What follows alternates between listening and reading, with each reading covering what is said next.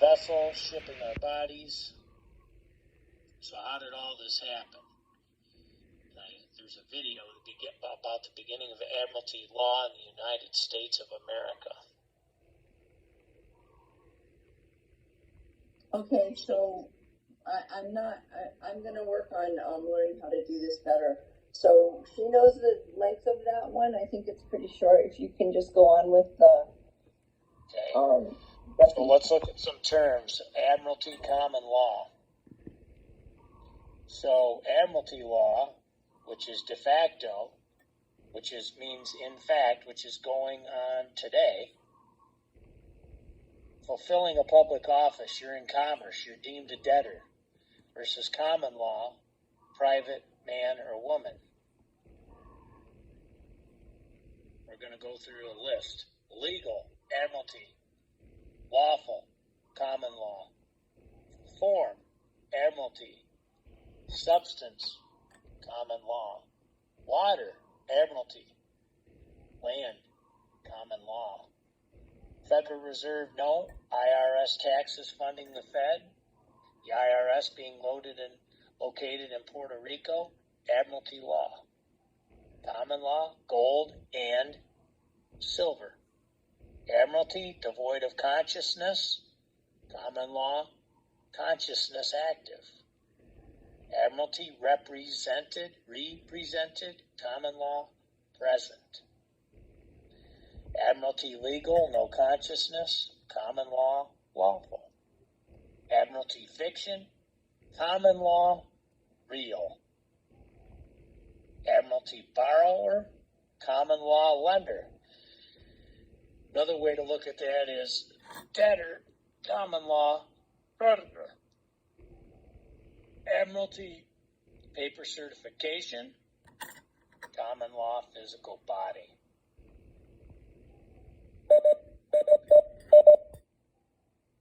Okay, so I had the order of the videos incorrectly. I'll work on that for tomorrow. So how does this affect you? What are the consequences of this Admiralty maritime law that we're in since 1861 versus the common law where our country started? How does this affect you? Well, it's designed and made to entrap the ignorant person, individual, human being, resident, non-resident, citizen, taxpayer, to turn you into a public office, into a subject, and to deem you incompetent. Therefore, the system says, we're going to make decisions for you. We're going to be the beneficiary of your trust. We're going to collect all the money because we deem you incompetent. And we will collect the money all along the way.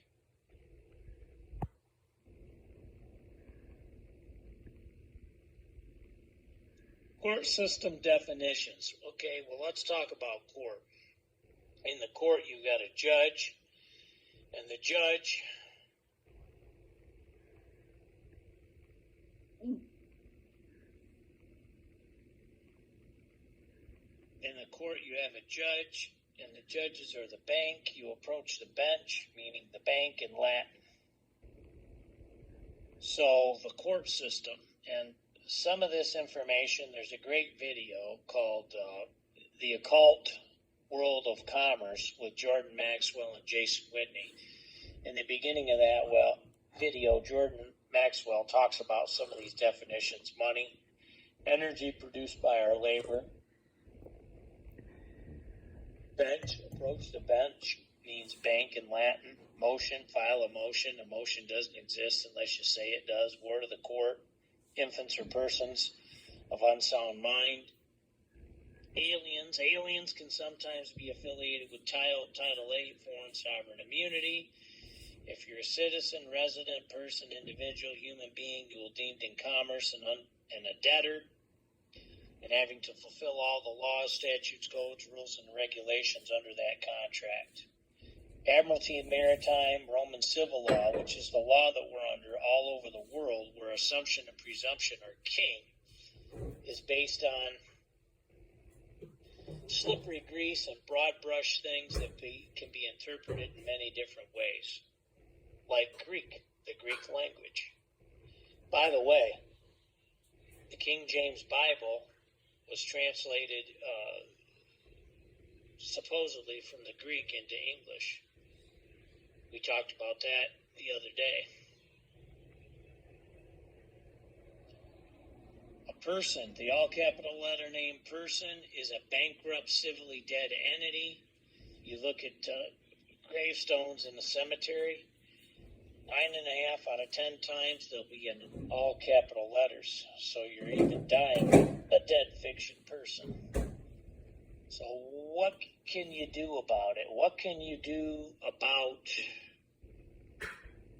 all of this entrapment in Admiralty, Maritime, and Roman civil law? Well, one of the number one things we'd have you do is become part of your assembly. We're going to talk about that on Thursday. There's some other things you can do. You can choose and determine what words you're going to use. Are you going to use words that keep you in the private? Or you can be a creditor with a $21 silver bond with pre-1933 silver dollars, 21 in your possession, 2 on your body at all times, so that you're a creditor.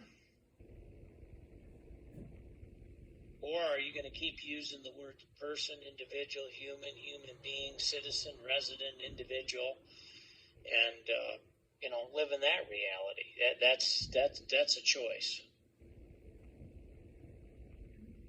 If you give the wrong definition of man because of control issues, and man can never figure out how to gain dominion bestowed by the Creator, then man can never figure out how to gain dominion bestowed by the Creator because of his own sin and the sin of others. There's some secret knowledge. This is something I found from Four Winds. And this most secret knowledge, this is a statement, this is a quote. It gives an idea or a theory or a philosophy behind why the systems of the world do what they do to control people. The most secret knowledge, a science which outdates history, is the science of control over people, governments, and civilizations. The foundation of this ultimate discipline is the control of wealth. Through the control of wealth comes the control of public information and the necessities of life. Through the control of news media comes thought control. Through the control of basic necessities comes direct physical control of people.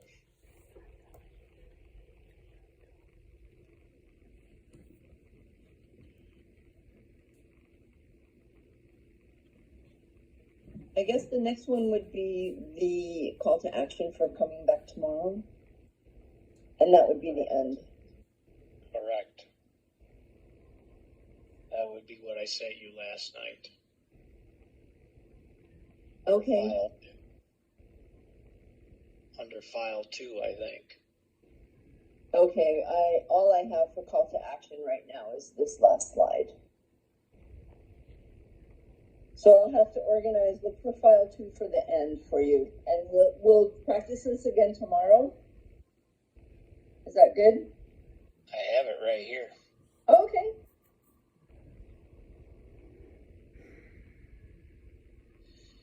Let's see.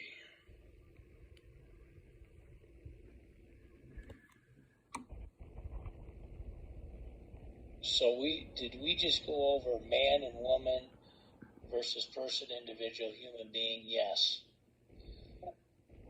Call to action. Now that you've been refreshed in your knowing of who you are according to the Creator,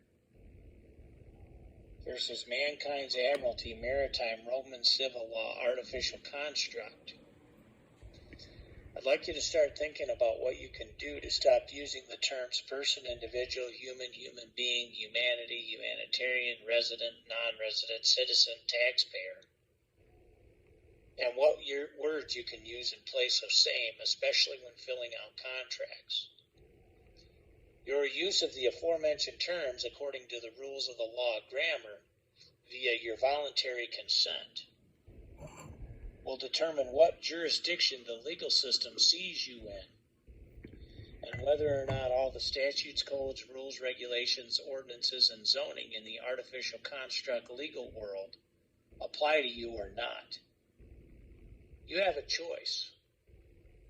According to the 13th Amendment of 1865, there is no involuntary servitude. And Hosea 4:6 says, "My people are destroyed for lack of knowledge. Because thou hast refused knowledge, I will also refuse thee, that thou shalt be no priest to me. And seeing thou hast forgotten the law of thy God, I will also forget thy children." So, folks, we also know that 2 Corinthians chapter 10, 3 through 6 is true.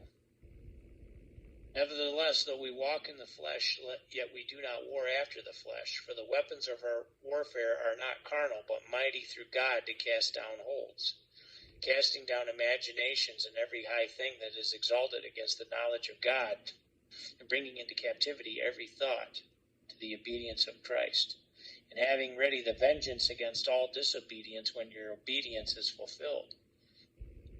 I also want to end the day with these admonishing words from Philippians 4:8 through 9.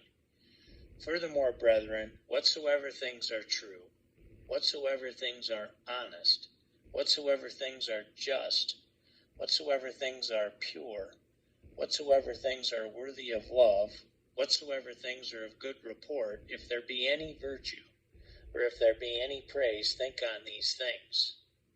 Which ye have both learned and received and heard and seen in me, those things do, and the God of peace shall bless you. Be blessed." Now, of course, the end there, that was Paul speaking to those people, but you've been shared true here today. Please make a decision to act on same, because freedom will come in your life as a result. And we will talk to you tomorrow about... We'll get into more detail about public versus private. I yield.